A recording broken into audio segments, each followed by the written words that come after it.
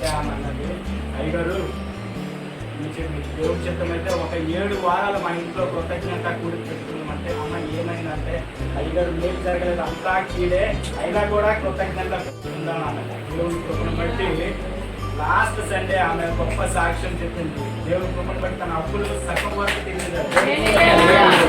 మనము కూడా మన ఆత్మీయ జీవితంలో నేర్చుకోవాల్సింది ఏంటంటే, ప్రతి విషయంలోనూ మనము కృతజ్ఞతలు చెల్లించాలి. దేవుడికి స్తోత్రం. ఒక చిన్న స్టోరీ చెప్తానండి, ఎందుకంటే మా మార్నింగ్ ఉదయకాల ప్రాంతంలో ఉన్న వాళ్ళందరికీ తెలుసు, కథలు చెప్తూ ఉంటాను. అలాంటి ఒక చిన్న కథ చెప్పి చూపిస్తాను. ఒక చిన్న దేశము, ఒక పెద్ద దేశము ఉంది. ఒకరోజు చిన్న దేశం మీదకి పెద్ద దేశము యుద్ధానికి వచ్చినప్పుడు చిన్న దేశం ఉంటుంది, మా పని అయిపోయింది, ఎందుకంటే అక్కడ పెద్దవాళ్ళు ఉన్నారు, మనం అందరమే నాశనం అయిపోతామని అంటే అందులో ఉన్న వాళ్ళందరూ భయపడుతూ వెనక్కి వెళ్తూ ఉన్నారు. రాజుగారు కూడా అర్థమైపోయింది, మీరు ప్యాకప్ అయి వెళ్ళిపోవాలి. మంత్రి కూడా మీరు ప్యాకప్ అయి వెళ్ళిపోవాలి, ఎందుకంటే దేశం అంతా నాశనం అయిపోతుంది. అయితే ఒక వ్యక్తి మాత్రము తన మాటల ద్వారా అక్కడ ఉన్న వాళ్ళందరికీ ఒక ఉద్యోగం రేపి ఆ యొక్క పెద్ద దేశాన్ని నాశనం చేయడం జరిగింది. దేవుని స్తోత్రం.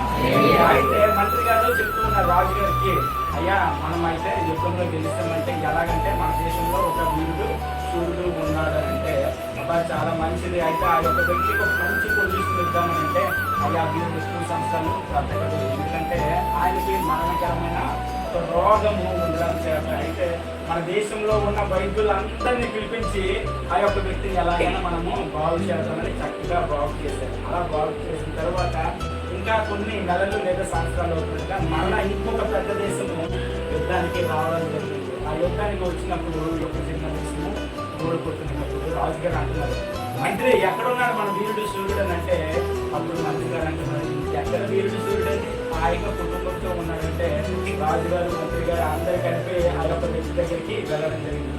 ఏనా నీకేం పోయగలమా, పెద్ద పెద్ద వైద్యులందరినీ తీసుకొచ్చి నేను బాగు చేశాను కదా, మరి నువ్వేమి యుద్ధానికి రావట్లేదా అంట. వీరు ఏమంటారంటే, అయ్యా నేను మరణకరమైన రోగం కలిగి ఉన్నాను, సత్యది ఇంత సస్తే నాకు ఏమీ రాదు, ఒకవేళ దేశం కోసం సస్తే ఏదైనా నేను పొందగలను, నా కుటుంబము పొందగలను అని చెప్పినప్పుడు రాజు చెప్పిన మాట ఏంటంటే, నీ యొక్క జీవితంలో నీకు కలిగినటువంటి కృతజ్ఞత, నీకు చేసిన మేలు ఒకవేళ నీకు ఎవరికైనా చేసినట్లయితే ఆ యొక్క కృతజ్ఞత భావంతో నా దగ్గరికి వచ్చేవాడు. ఈరోజు నీ యొక్క కుటుంబము, నీ యొక్క భార్య, నీ యొక్క పిల్లలు, నీ యొక్క బంధువులు, వీళ్ళందరితో నువ్వు ఉన్నావు లేక నీ యొక్క కుటుంబము ఉందనంటే కేవలం నీకు వచ్చిన శిక్ష. సాయంత్రకాల సమయంలో దేవుడు కూడా ఈ సందర్భంలో మనతో కూడా అలాంటి బాధ కలిగి ఉన్నారు. ఈరోజు మనం కుటుంబాలతో మనం చక్కగా ఆరోగ్యంగా ఉన్నామని అంటే, 3 పూట్లు మనం చక్కగా తింటున్నామంటే, మన పిల్లలు ఆరోగ్యంగా ఉన్నారు అంటే కేవలము క్రీస్తు కృప.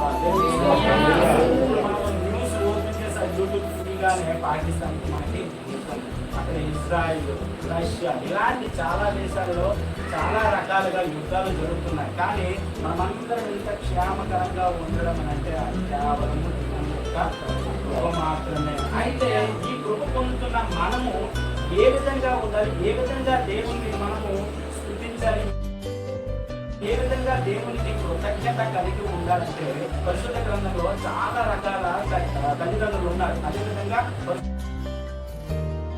మంది తండ్రులు ఉన్నారు, అబ్రహాము, ఇస్సాకు, యాకోబు, దావీదు, ఇలాంటి ఫాదర్లు చాలా మంది ఉన్నారు. అయితే ఫాదర్ల కన్నా వీళ్ళందరిలో మనము పరిశుద్ధ గ్రంథాన్ని మనం చూసినట్లయితే సమాజ మందిరకు అధిపతులైన యాయి అనే ఒక వ్యక్తి కూడా ఉన్నాడు. ఆ యొక్క వ్యక్తి యొక్క జీవితాన్ని నేను చదివినప్పుడు నాకు అనిపించింది, వ్యక్తి మీద ఆయనకి ఎంత ప్రేమ అంటే, బహుశా పరిశుద్ధ గ్రంథంలో అంతగా కొడుకుల మీద కొడుకులు